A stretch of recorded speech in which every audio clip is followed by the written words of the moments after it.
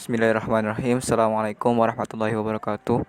Perkenalkan, kami dari kelompok 4. Di sini kami akan menjelaskan mengenai hasil diskusi kelompok kami, yaitu tentang tanaman indigo vera, gamal, dan centrosema sebagai bahan pakan ternak.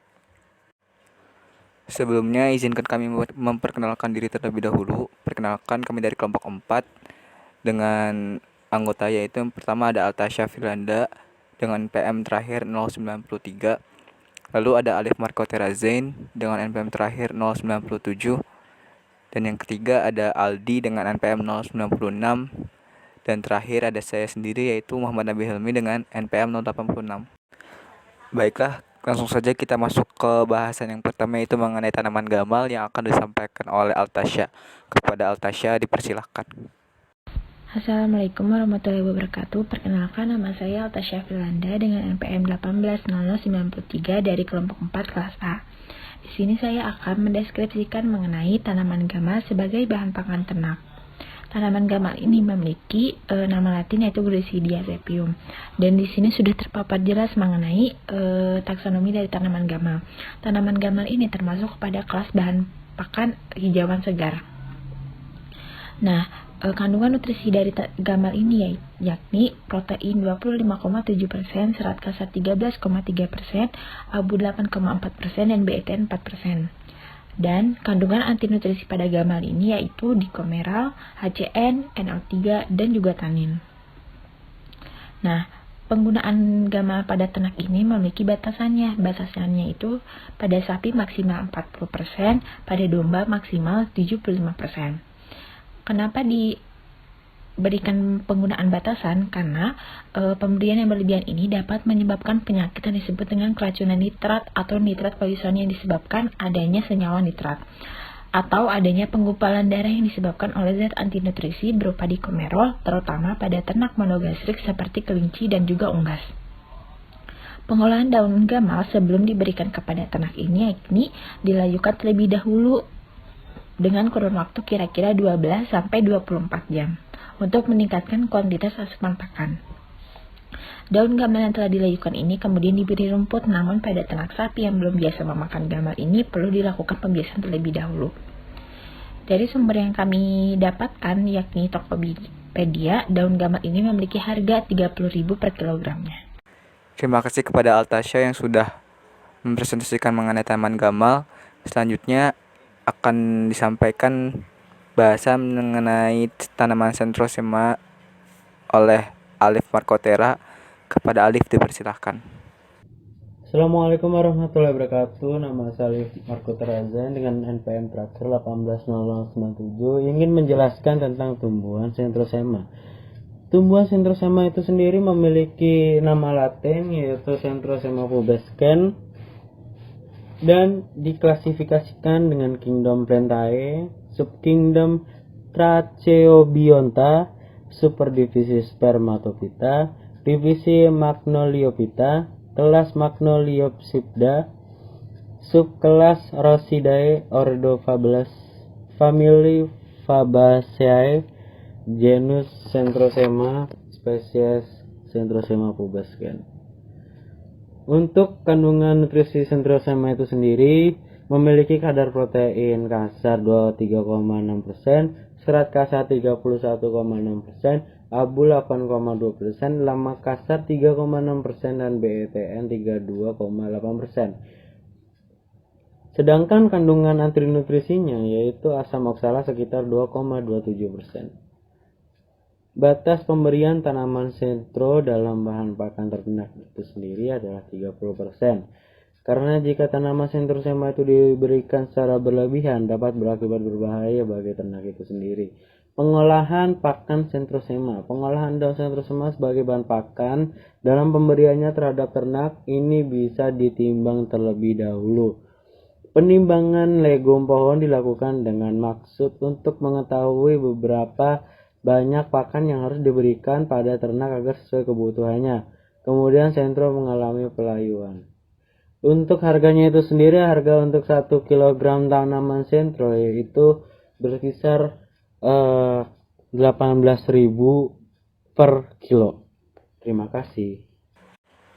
Terima kasih kepada Saudara Alif yang sudah menjelaskan mengenai tanaman Centrosema.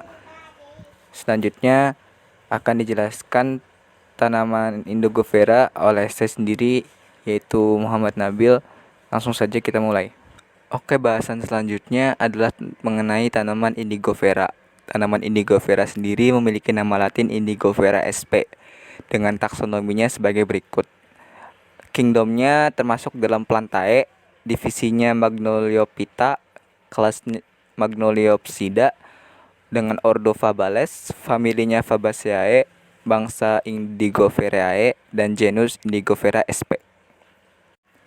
Tanaman Indigofera terdapat kandungan nutrisi dan juga kandungan antinutrisi. Kandungan nutrisinya yang terkandung dalam tanaman Indigofera antara lain yaitu terdapat 21,97% bahan kering, 6,41% abu, lalu 24,17% protein kasar, 17,83% serat kasar, dan 6,15% lemak kasar. Kemudian kandungan antinutrisi yang terkandung dalam tanaman Indigofera antara lain terdapat pada bagian daun dan biji yang berupa tanin dan saponin. Lalu ada batas penggunaan tanaman Indigofera. Antara lain batas penggunaannya itu sekitar 30-45%. Pemberian Indigofera sebagai bahan pakan ternak ini harus dibatasi dan tidak diberikan secara berlebihan karena tanaman Indigofera memiliki zat antinutrisi berupa tanin yang dapat mengakibatkan keracunan pada ternak jika diberikan secara berlebih. Pengolahan tanaman pakan Indigofera dalam pemberiannya terhadap ternak ini bisa melalui proses teknologi seperti pencampuran dengan bahan dalam pemberiannya, yaitu pada rumput lapang atau jenis rumput yang diintroduksi dengan bantuan teknologi. Lalu dalam pengolahannya, sebelum diberikan kepada ternak, Indigofera mengalami pelayuan terlebih dahulu. Adapun harga dari tanaman Indigofera ini sendiri untuk 1 kilogram tanamannya yaitu sekitar Rp400 per kilogram. Harga tersebut didapatkan dari kaltim.litbang.pertanian. Oke, sekian pembahasan mengenai tanaman Indigofera. Pokok bahasan selanjutnya yaitu mengenai tabel persamaan regresi TDN pada ternak sapi akan dijelaskan oleh Saudara Aldi. Kepada Saudara Aldi dipersilahkan. Assalamualaikum warahmatullahi wabarakatuh. Perkenalkan, nama saya Aldi NPM 096. Saya di sini akan menjelaskan persamaan regresi TDN pada ternak sapi. Di sini saya menggunakan tabel hari 1972. Bisa dilihat di dalam tabel itu ada 2 rumus ya. Yang pertama itu kelas bahan 1 dan kelas bahan 2. Di rumus tersebut ada variabel CF. CF itu serat kasar, EE itu ekstraether, NFE itu bahan tanpa nitrogen, dan PR itu protein. Selanjutnya, kami di sini menggunakan sampel rumput gajah. Nah, rumput gajah ini termasuk ke kelas 2. Kandungan nutrisi dalam rumput gajah ini ada abu 15,4%, ekstraether 2,3%, serat kasar 33,1%, BTN 40%, dan protein 10,2%. Karena rumput gajah ini termasuk ke kelas bahan 2, jadi kita menggunakan rumus yang dalam tabel yang tadi, tabel 9, itu ada kelas bahan 2 yang minus 54,572. Kita masukkan ke dalam rumus, yaitu TDN persen sama dengan minus 52,572 ditambah 6,769 dikali 33,1. 33,1 itu merupakan serat kasar, terus dikurang 51,083 dikali 2,3. 2,3 itu termasuk ke ekstraether. Lalu ditambah 1,851 dikali 40. 40 itu adalah BTN. Minus dikurangi 0,33 dan dikali 10,2. 10,2 itu adalah termasuk protein. Lalu dikurang 0,049 dikali 33,1 kuadrat ditambah 3,384 dikali 2,3 kuadrat dikurangi 0,086 dikali 33,1 kali 40 ditambah 0,687 dikali 2,3 dikali 40 ditambah 0,942 dikali 40 dikali 5,7 dikurangi 0,112 dikali 2,3 kuadrat dikali 57 dan didapatkan hasil TDN-nya itu sebesar 52,277,494%. Segitu saja yang saya sampaikan tentang persamaan regresi TDN pada ternak sapi. Sekian, terima kasih. Terima kasih kepada Saudara Aldi yang sudah menjelaskan mengenai tabel persamaan regresi TDN pada ternak sapi. Mungkin sekian presentasi dari kelompok 4 mengenai tanaman indigo vera, gamal, dan centrosema sebagai bahan pakan ternak. Apabila ada kesalahan mohon dimaafkan. Kurang lebihnya kami mohon maaf. Terima kasih atas perhatiannya. Wassalamualaikum warahmatullahi wabarakatuh.